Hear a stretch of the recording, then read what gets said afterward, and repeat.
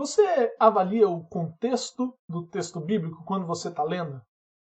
Talvez você não avalie, e isso já é ruim.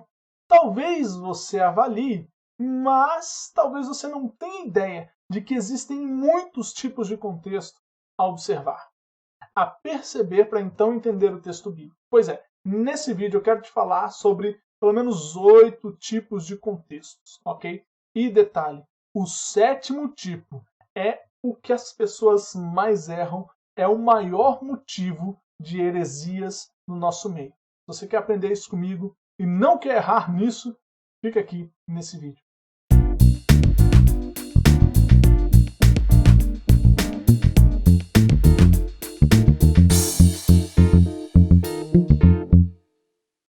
Então vamos lá, vamos falar sobre os contextos do texto bíblico, ok? Antes de falar dos contextos, se você ainda não é inscrito no nosso canal do Telegram, então você tem o link aqui embaixo para você se inscrever e receber todas as notificações a respeito dos nossos conteúdos, tá bom? Bom, vamos lá. Contexto na Bíblia. É frase extremamente famosa, todo mundo conhece. Pode ser que talvez você não conheça, por isso eu quero citá-la aqui. Tem uma frase que diz o seguinte: texto fora de contexto é pretexto para uma heresia. Pois é, quando a gente retira um texto de seu contexto, retira uma frase, retira uma fala, retira uma porção de algum texto, de dentro daquele lugar onde ele está situado ali, nós podemos, eventualmente, e quase que com certeza, nós vamos, ao retirar, gerar algo que a Bíblia nunca quis dizer. Esse é talvez o principal de todos os erros que pregadores, ensinadores, pastores, mestres, enfim, que pessoas que falam a respeito da Bíblia acabam incorrendo. Eu vejo muitas pessoas pela internet divagando, falando sobre Deus, falando coisas sobre Deus, vendendo coisas a respeito de Deus, pregadores nos púlpitos, em posts de internet, enfim, eu vejo muitas vezes, pessoas arrancando, extraindo, como que mutilando o texto bíblico, porque retiram as frases dos seus contextos e acabam por falar qualquer coisa. Isso é muito triste, porque qual é o antídoto para isso? O antídoto para isso é o conhecimento bíblico. Só que a maioria dos cristãos, infelizmente, deixam o conhecimento bíblico de lado. E por isso acabam ouvindo qualquer coisa, acabam engolindo qualquer coisa. Acabam assumindo como verdade algo que qualquer pessoa fale só porque na frente do nome dela tem um PR ponto ali. Só porque na frente do nome dela tem um pastor fulano de tal. E isso é triste porque demonstra cada vez mais a verdade que Deus fala a nós ali em Oséias. Que de fato o povo perece porque falta conhecimento. E de fato, ao faltar conhecimento ao povo de Deus, de fato, ele há de perecer. Ele vai perecer. Pois bem, vamos falar aqui sobre... Hoje eu quero falar sobre os tipos de contextos nesse vídeo aqui. Terão outros vídeos onde eu vou explicar e trabalhar cada um desses tipos de contextos aqui, ok? Mas para que você esteja realmente atenta a esse tipo de contexto, aos tipos diferentes de contexto que existem, e que sempre que você for a um texto bíblico, você note esses contextos, ou você pense nesses contextos para interpretar o texto, ok? Então vamos lá. Quais são os tipos de contextos que temos nas Escrituras? O primeiro tipo de contexto é o contexto imediato. O que é o contexto imediato? Nada mais é do que alguns versículos acima e alguns versículos abaixo do texto que você está trabalhando, que você está lendo. Então, se você focou em um versículo, por exemplo, você está lendo clássico, Filipenses 4,13. e você lê aquele versículo, tudo posso naquele que me fortalece, posso todas as coisas naquele que me fortalece. Se você não ler 2 versículos acima, você vai ter uma ideia completamente errada desse texto. E talvez você tenha uma ideia completamente errada desse texto. Faça o teste. Leia 2 versículos acima. Leia os versículos 11 e 12, para você entender o 13.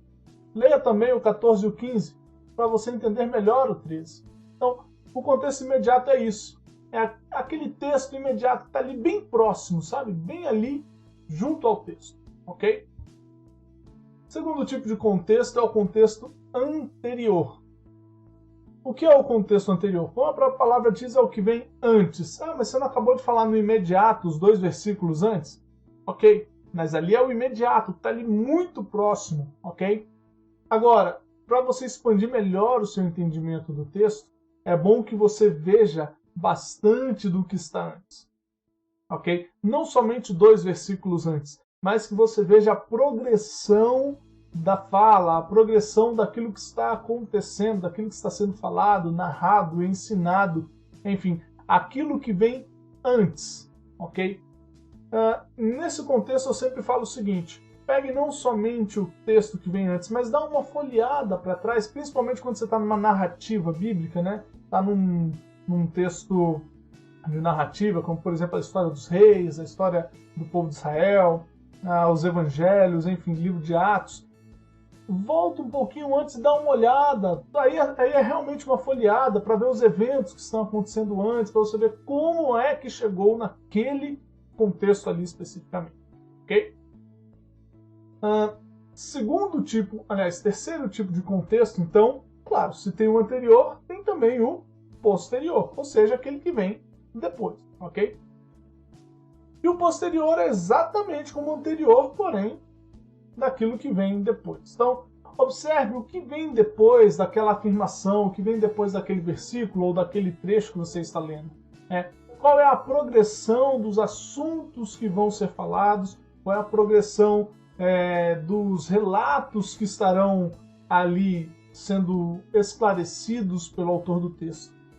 Bom, por que isso daqui é importante? Por que é importante ver o que vem depois? Porque muitas vezes aquele texto em específico, ele vai gerar uma cadeia de ensinamentos, ou vai gerar uma cadeia de acontecimentos a partir daquele texto, ok? E é claro, ele acaba se tornando o contexto anterior daquilo que vem depois, isso é óbvio, né? Mas é interessante você ver a progressão depois, principalmente se você está preparando um estudo, uma pregação, enfim. É interessante, por exemplo, você ler, vamos pensar aqui, Hebreus 11.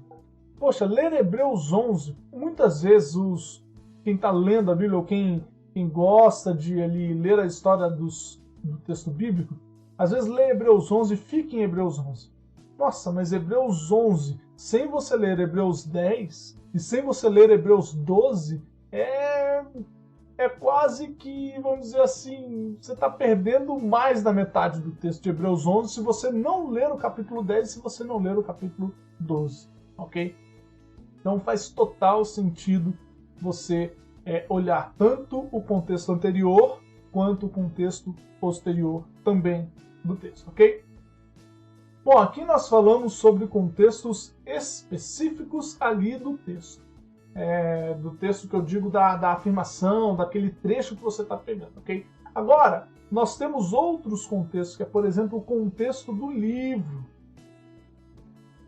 Então, se você está trabalhando um determinado livro, vamos pensar, está no livro de Tiago, lendo ali, talvez, Tiago capítulo 4, versos de 7 a 10. Vamos colocar esses textos, esse trecho.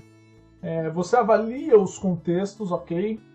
O imediato, o anterior, o posterior. E depois você pode pegar o contexto do livro que você vai encontrar lá no capítulo 1, nos primeiros 2 versículos. Você vai encontrar algo de muito interessante a respeito do contexto daquele livro, ok? E aí, é claro, você estuda um pouquinho a respeito daquilo e aquilo vai abrir a sua mente, vai fazer assim na sua mente com relação ao contexto em que está inserido Tiago capítulo 4, versos de 7 a 10. É interessantíssimo você fazer isso. Sempre que for estudar um texto específico, não se esqueça de atentar para o contexto do livro, ok? Outro contexto importante é o contexto do autor. Onde estava o autor no momento da escrita do livro? Se você tem esse conhecimento, se você consegue vasculhar este conhecimento. O que aquele autor estava fazendo? Qual a situação que ele estava passando? Isso é importantíssimo de saber, por exemplo, nos escritos de Paulo. É importantíssimo saber no escrito de Tiago, por exemplo. É importante de sabermos nos escritos de Lucas. Qual é o contexto que aquele autor está vivendo? Porque isso, quando a gente investiga isso, a gente percebe um pouco da ótica que o autor tem, ok? E eu vou falar mais sobre isso em alguns outros vídeos mais pela frente. Bom, claro, se a gente vai ver o contexto do leitor, e a gente sabe que do autor, né? E a gente sabe que os livros foram escritos para alguns leitores, logo a gente tem que procurar entender qual é o contexto do leitor. Qual é o contexto dos leitores? Por exemplo, a carta de Paulo a Filemão. Qual é o contexto da pessoa de Filemão? Que é o leitor do texto, que é o leitor daquela carta, é o receptor daquela carta. Não só ele, como a igreja toda ali da localidade para onde Paulo está enviando, onde Filemão está. Então veja, o contexto do leitor vai dar um entendimento a nós. Qual o contexto, por exemplo, dos leitores da profecia de Jeremias? O que eles estavam passando naquela época? O que estava acontecendo com aquelas pessoas que ouviram aquelas profecias? Interessantíssimo. Qual o contexto dos leitores do livro de Deuteronômio? Em que situação eles estão? Quem são eles, primeiro? Em que situação eles estão? O que vai acontecer logo depois da escrita de Deuteronômio? Onde eles estão especificamente? Isso é interessantíssimo, muda a nossa visão a respeito do texto bíblico, ok? Outro contexto, e esse daqui é um dos mais importantes e, olha, é talvez o mais complexo de se identificar. Precisa de um pouco de familiaridade com o texto bíblico, precisa de um pouco de experiência ou de um pouco mais de conteúdo ou de direcionamento para identificar esse contexto aqui, que é o contexto da aliança. Todo texto bíblico está dentro de uma aliança. E olha, a falta de identificar esse contexto, que é o contexto da aliança em que o texto está inserido, a falta disso aqui é eu arrisco a dizer, é a maior de todas as razões para as heresias, para as mentiras, para as baboseiras que a gente tem ouvido em cima de alguns cultos. Pois é, essa é a mais pura verdade. Campanhas infundadas porque não se entendem as alianças. Mensagens, aplicações do texto bíblico muito mal feitas, beirando de fato a heresia, porque não conseguem entender as alianças. Promessas. Pregadores, pastores têm falado promessas a respeito do texto bíblico ou têm incentivado pessoas, cristãos sinceros, a fazer coisas que o texto bíblico nunca disse, porque não entendem isso aqui, o contexto da aliança em que o texto está inserido. Sobre isso aqui eu tenho duas aulas extremamente completas no nosso curso no Desafio SMB. Mas o que eu quero te dizer aqui é o seguinte, sem ser leviano e sem tentar te explicar tudo num vídeo tão rápido como esse. Procure perceber se o texto está principalmente na lei ou se o texto está no período da graça. Se o texto está no período da graça, quase que 100% do texto deve ser ou pode ser aplicado de forma direta e literal. Se o texto foi escrito no período da lei, em que o povo vivia na lei de Israel, olha, quase que 100%, não deve ser aplicado de forma literal. Grave isso e você vai ter, olha, não vou dizer que você vai ter sucesso pleno em toda a sua interpretação, mas você vai evitar muita heresia e vai evitar falar muita besteira, como muitas pessoas têm falado ultimamente por aí. E por fim, oitavo tipo de contexto é óbvio, é o contexto da Bíblia inteira. Qual é a história da Bíblia?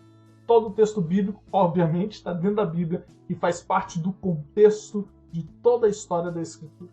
Qual é a história da Escritura? A história do plano de redenção que Deus deixou para mim e para você. Pois é, esse texto que você está estudando está inserido nessa história.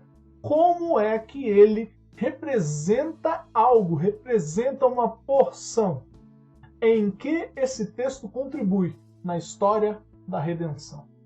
Você tem que pensar nisso também quando for estudar o texto bíblico. Então, estão aí 8 tipos de contexto a respeito da Bíblia. E se você quer aprender mais sobre esses contextos, fique atento a todos os vídeos aqui do nosso canal, que durante toda essa semana, nos próximos vídeos, eu vou falar talvez de cada um desses contextos, ok? Talvez eu não consiga falar de todos, mas pelo menos de alguns aqui eu vou falar, eu vou fazer práticas, olhar esses contextos com você no texto bíblico, tá bom? Que Deus te abençoe. Até o próximo vídeo. Poxa, se você ficou até aqui nesse vídeo, dá o seu joinha. Se você ainda não é inscrito no canal, se inscreve no nosso canal, porque nós temos muitas novidades, estamos sempre produzindo diariamente conteúdo. E não se esquece, compartilha com alguém que precisa saber disso. Compartilha esse vídeo, clica aí no botão de compartilhar, manda para alguém para que essa pessoa também seja abençoada. Se você quer aprender mais, você tem aqui na tela mais vídeos do nosso projeto para você crescer em graça e crescer em conhecimento. Deus te abençoe.